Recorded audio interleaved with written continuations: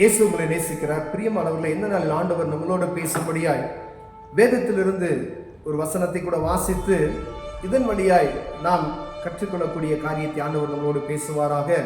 இந்த அப்போஸ்தலர் புஸ்தகம் 5வது அதிகாரம் 1வது வசனம் இப்படியாக சொல்லுகிறது. அனனியா என்னும் பேருள்ள ஒருவனும் அவனுடைய மனைவியாகிய சப்பிராலும் தங்கள் காணியாட்சியை விற்றார்கள். இந்த வசனம் அநேக முறையில நாம் பிரசங்கித்திருக்கிறோம், பிரசங்களை கேட்டிருக்கிறோம். அனனியா சப்பிரால் என்றாலே நமக்கு ஞாபகத்துக்கு வருது அந்த மரணத்தினுடைய காரியத்தை நமக்கு தெரியும். அப்போஸ்தலர்கள் பொதுவா எல்லாருடைய சொத்துக்களையும் போட்டு எல்லாருக்கும் சமமாக பிரித்து கொடுக்கப்பட்ட அந்த காரியம் இந்த நாட்கள்ல அப்படி நடக்கும் அப்படின்னு சொன்னா ஒரு மகிமையா இருக்கும். ஆனா இந்த நாட்கள் அப்படி நடக்கிறதுக்கு ஒரு வாய்ப்பு இருக்கா அப்படின்னு சொல்ல நினைச்சு பார்க்க முடியல. ஆனா அந்த நாட்கள்ல ஆண்டவராய் இயேசு கிறிஸ்து திருப்பி வருவான்னு சொல்லி எல்லாம் அப்ப ஒருமனமா இருந்து செயல்பட்டார்கள் சபையில். ஆனா அந்த நேரத்துல பாருங்க, இவர்கள் பேதர்கிட்ட சொல்லும் பொழுது பாருங்க, அவர் இந்த விலைக்கரியத்தை நீ இந்த இடத்துக்கு இவ்வளவுதான் நீ வித்தையா அப்படின்னு சொல்லி கேட்கிறாரு. ஏன்னா இடம் அவருது தான், அவரு பொய் சொல்ல வேண்டியது இல்லை. ஏன் பொய் சொன்னாருன்னு தெரியல. அவர் விற்கணும், பொதுவாய் கொண்டு போடணும் அப்படின்னு சபையில கொண்டு வந்து அதை போடணும்னு சொல்லி அவர் முடிவு பண்ணிட்டாங்க, புருஷன் கணவன் மனைவியுமாக. ஆனா ஒரு குறிப்பிட்ட பணத்தை இவர்கள் எடுத்து வைத்துக் கொண்டார்கள். அவர் கேட்கிறாரு, கேட்ட கேள்விக்கு இவர் என்ன சொல்றார்? பொய் சொல்றார். உடனே அவருக்கு பேதுருவின் பாதத்தில் இவர் மரித்து போகிறார். இதை அறியாம 3 மணி நேரம், ஏறக்குறைய 3 மணி நேரத்துக்கு பின்பு அவருடைய மனைவி நடந்ததை அறியாமல் உள்ளே வந்தார். பேதுரு அவனை நோக்கி, நிலத்தை இவ்வளவுக்கு தான் விற்றீர்களா, எனக்கு சொல் என்றான். அவள், ஆம், இவ்வளவுக்கு தான் விற்றோம் என்றார். பாருங்க, கணவன் மனைவியும் அவர் சொன்ன பரிசுத்த ஆவிக்கு விரோதமாய், ஆண்டவருக்கு விரோதமாய் ஏன் பொய் சொல்றதுக்கு நீங்க ஒருமனப்பட்டீங்க? ஐயா, விற்கிறதுக்கு முன்னால் அது உங்க சொத்து தான், உங்க இடம் தான், உங்களுக்குள்ளதான், அது உங்களுக்கு தான் இருக்கு. ஆண்டவர் யாரை கட்டாயப்படுத்துகிறவர் அல்ல. மனப்பூர்வமாய் நீங்க கொடுங்க, கட்டாயமும் அல்ல, கட்டாயம் கிடையாது. மனப்பூர்வமாய் வருத்தத்தோடு நீங்க எது செய்ய வேணாம் அப்படின்னு ஆண்டவர் சொல்லியிருக்கிறார். அப்ப ஆண்டவருக்கு நம்ம இயன்றதை நீங்க செய்யணும். இவங்க தான் இது முடிவு எடுக்கிறாங்க. ஆனா ஆவியானவருக்கு விரோதமாய் இருவரும் பொய் சொல்லுகிறதுல ஒருமனத்தை உண்டு பண்ண பாருங்க. ஒருவேளை ஒருமனப்பட்டு ஜெபம் செய்தோமானால் ஒரு பெரிய அற்புதத்தை நான் பார்த்து முடியும். ஆனா 2 பேர் சேர்ந்து, கணவன் மனைவியா சேர்ந்து பாருங்க, வாலிபர்கள் எழுந்து அவனை சேலையில் சுற்றி வெளியே எடுத்துக்கொண்டு போய் அடக்கம் பண்ணினார்கள். அவன் புருஷனை அனனியாவை போய் அடக்கம் பண்ணிட்டு வந்தாங்க. திரும்பி பாருங்க, பேதுரு அவரை நோக்கி, கர்த்தருடைய ஆவியை சோதிக்கிறதுக்கு நீங்கள் ஒருமனப்பட்டது என்ன? இதோ உன்னுடைய கால்கள், உன் புருஷனை அடக்கம் பண்ணினவருடைய கால்கள் வாசற்படியிலே வந்திருக்கிறது, உன்னையும் வெளியே கொண்டு போவார்கள் என்றால். உடனே என்ன செஞ்சா?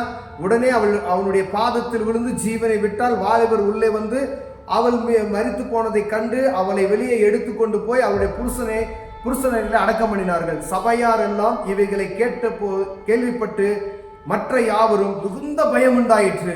ஒருவேளை சபைகள்ல இப்படிப்பட்டதான காரியம் நடக்குமே ஆனால் நீங்க நினைச்சு பாருங்க, இந்த காரியம் இந்த நாட்கள்ல சபைகள்ல நடக்கும் அப்படின்னா பொய் சொல்லுவோமா? யாராவது பொய் சொல்லுவோம்? ஒரு செகண்ட் தான்.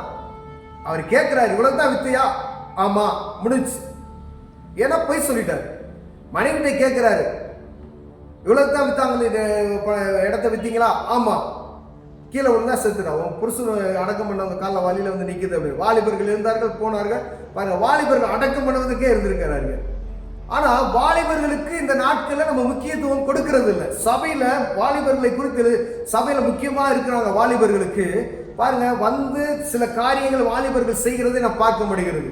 ஆனா இந்த நாட்கள்ல சபையில என்ன செய்யல? வாலிபர்களுக்கு முக்கியத்துவம் நம்ம கொடுக்கறது இல்லை. அவர்களை தான் கூப்பிடணும். ஏன்னா வாலிபர்கள் பூராமே என்ன செய்யுங்க, அவங்க இஷ்டப்படி தான் சுத்துறாங்க. வாலிபனை நம்ம செய்யணும். சபையில கூப்பிட்டு அவங்களுக்கு சில பொறுப்புகளை கொடுத்து இதெல்லாம் நீங்க செய்யுங்க அப்படின்னு சொல்லும் பொழுது அவர்கள் சில காரியங்களை செய்வதற்கு அவங்க உடன்படுவாங்க. அவங்க முரட்டாட்டமாய் தான் இருக்கிறாங்க. நம்ம தான் அவர்களை அன்போடு அழைத்து அவர்களை ஏதாவது சில காரியங்களை அவர்களுக்கு கடமைகளை சொல்லிக் கொடுத்து அவர்களை பயன்படுத்த வேண்டும்.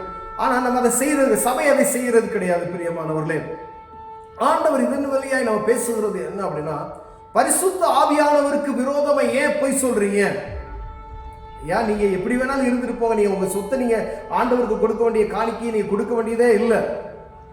ஆனா கொடுக்கிறேன்னு சொல்லிட்டு அந்த ஒரு மனமாய் கணவன் மனைவியா சேர்ந்து ஒரு பொய் சொல்கிறது எவ்வளவு துக்கம் பாருங்க. இந்த இடத்துல எவ்வளவு பாருங்க, அவங்க தான் எல்லாம் செஞ்சாங்க, ஆனா அவங்க 2 பேரும் மரித்து போகிற ஒரு சூழ்நிலை அந்த இடத்துல வருகிறது. பிரியமானவர்களே, ஒருவேளை நம்முடைய திராணிக்கு தக்கதாய் எந்த ஒரு காரியத்தையும் ஒருவேளை பொருத்தனை எடுங்க, அந்த பொருத்தனை எடுக்கும் பொழுது நம்முடைய திராணிக்கு அது சரியா அப்படின்னு தேவையில்லாத நம்மளா போட்டுட்டு இதை செய்யற அதை செய்ய நீங்க சொல்ல வேண்டியது அவசியம் இல்லை. ஆண்டவர் உங்களுக்கு இயன்றதை, ஒருவேளை பழைய ஏற்பாட்டின் காலத்துல நான் பிடிக்கும்னா, நீ ஏழ்மையா இருக்குன்னா உன்னால பலி செலுத்த முடியும்னா ஒரு புறா குஞ்சு, காட்டு புறாவையாவது எடுத்து நீ பலி செலுத்த, அவ்வளவுதான் ஆண்டவர் சொல்லியிருக்காரு. நீ ஆடையோ பெரிய மாடையோ நீ பலி செலுத்த உன்னால முடியல அப்படின்னு சொன்னா பழைய ஏற்பாட்டின் காலத்துல. இப்ப அதுவும் கிடையாது. ஸ்தோத்திர பலிகளை நீ ஏறத்தாவே போதும் ஆண்டவருக்கு. இயேசுவே ஸ்தோத்திரம் வாயை திறந்து ஆண்டவருக்கு நன்றி பலி செலுத்தணும்னா அதே போதும் சொல்றார். நீ பலி செலுத்த வேண்டியதில்லை. அதுக்கு தான் மொத்தமா ஆண்டவராகிய இயேசு கிறிஸ்து தன்னையே பலியாய் கொடுத்து விட்டார். நம்முடைய பாவங்களுக்காய், உலக ஜனங்களுடைய பாவங்களுக்காய் தன்னையே பலியாய் கொடுத்து விட்டார். நம்ம எந்த ஒரு இரத்தத்தையும் பலியாய் செலுத்த வேண்டியதில்லை. நம்ம செலுத்த வேண்டிய பலி ஸ்தோத்திர பலி மாத்திரமே. அதை மாற்ற நாம் தெரிந்து கொண்டால் போதும்.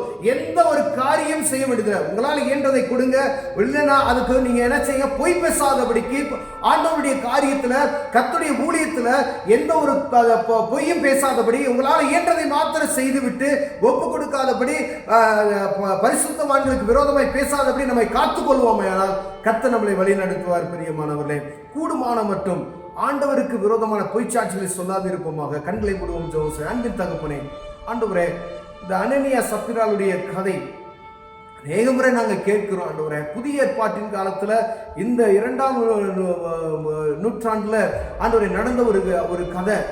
இது ஏன் ஒரு உண்மையான ஒரு கதையை நாங்கள் அனுதினம் வாசிக்கிறோம். ஆனா எங்க இருதயத்துல இது பேசணும் நாங்கள் ஜெபிக்கிறோம். ஐயா, இந்த பொய்யை குறித்ததான ஆண்டவரே பாரம், ஆண்டவரே, அனுதினமும் எங்க வாயில ஆயிரக்கணக்கான பொய்களை சாதாரண நாங்கள் பேசிடுறோம். ஆனா வேதத்துல ஆண்டவர் நீங்க எழுதியிருக்கிறீங்க, கற்பனைகள் 1 பொய் சொல்லாதிருப்பாயாக என்று சொல்லியிருக்கிறீங்க. அப்பா, இதை கடைபிடிக்கிற இருதயத்தை எங்களுக்கு தாங்க. இயேசுவின் நாமத்தில் பிதாவே, ஆமென்.